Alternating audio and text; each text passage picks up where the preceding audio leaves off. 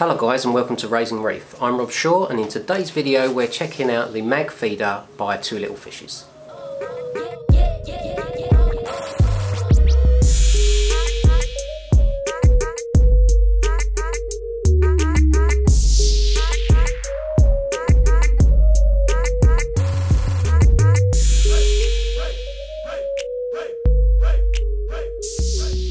So I picked up the mag feeder to be used on my new tank build, but I thought in the meantime I would fit it to my current tank so we can see how well it works. So let's unpack it and see what we've got inside the box.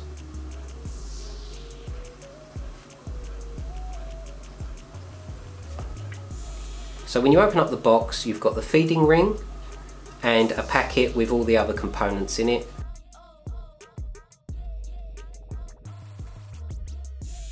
When you open up that packet, you'll see that there's two magnets stuck together. This is the coupling system that holds it to the side of the tank. You've got a joining link arm, you've got a pivot link piece, and then there's a button. The button isn't used when you're using it as the feeding ring, but that can be applied to the coupling system and you can use it to hold other types of food, such as a grazing ring or something like that. So we won't need the button, we'll just be using the other pieces. So the joining link connects to the feeding ring, which in turn connects to the pivot link, and that is inserted into the hole on the mag feeder mount.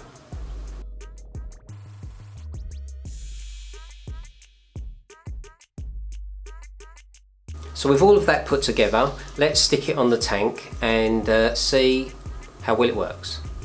So the idea with this is that it sits on the surface of the water. It breaks the surface tension and any food that is added will remain within the ring until it starts to sink. This stops it from floating around on the surface of the water and ending up going down your overflow and all of the fish then get to eat the food that you add to the tank. So let's pop it in the tank and have a look. So the feeding ring sits on the surface of the water and the magnetic mount will hold it in place so it doesn't just float around on the top, and you can have that positioned beneath an auto feeder. For the purposes of this demonstration I'm just going to leave it sitting there and I'm going to add a little bit of flake food to the tank. So you can see it seems to work just as advertised. It contains the food within the ring and it gives it a chance to soak up the water and then start to sink. Not really much to go wrong with this. As long as it continues to float and remains attached to the magnet, there's not really anything to go wrong with it.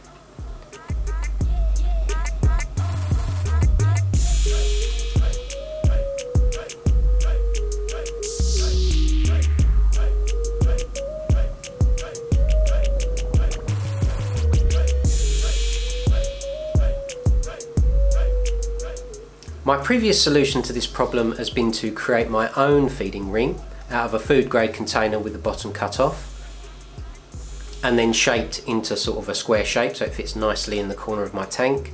This is in turn clamped to the back of the tank using the mounting bracket that comes with the auto feeder. The auto feeder on the new tank setup is different to this, as I've had to modify it and I'm no longer going to be able to clamp anything to the back glass using that. So I needed another solution and this seemed to be the best that I could find. So this feeding ring comes in at about £22. I picked this one up from Amazon. It seems to be quite good value for money. It's got some very strong magnets in it which are going to hold it very securely to the side of the glass. And seeing as it's built specifically for the aquarium hobby, you know it's not going to contain anything that's going to leach out of it and contaminate your water. So there you have it, the mag feeder by Two Little Fishes. It seems to work just as intended. It floats on the surface and it attaches with some strong magnets to the side and it's not going anywhere.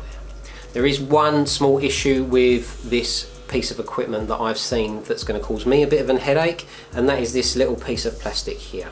This makes it sit quite far away from the edge of the tank and my auto feeder doesn't sit that far over the edge, so I'm going to have to find a solution to bring this closer to the mounting bracket. If I try to position the magnet higher so that it can sit underneath, that doesn't seem to work because I don't have enough glass above my water line in order to mount that. If I try to put it below to bring it closer, In order to get it close enough, I'm starting to drag the edge of the feeding ring down, and then it's going to sit underneath the water line and it's not going to contain the food. So I'm going to have to remove this piece of plastic and find a new way of mounting that closer to the mounting bracket.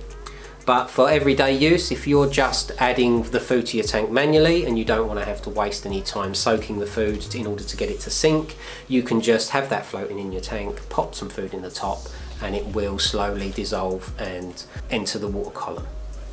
So that concludes this video on the mag feeder by Two Little Fishes. If you enjoyed this video, give it a like. Subscribe to my channel if you're new here and you want to see more videos from me. Take it easy guys, and I'll see you in the next video.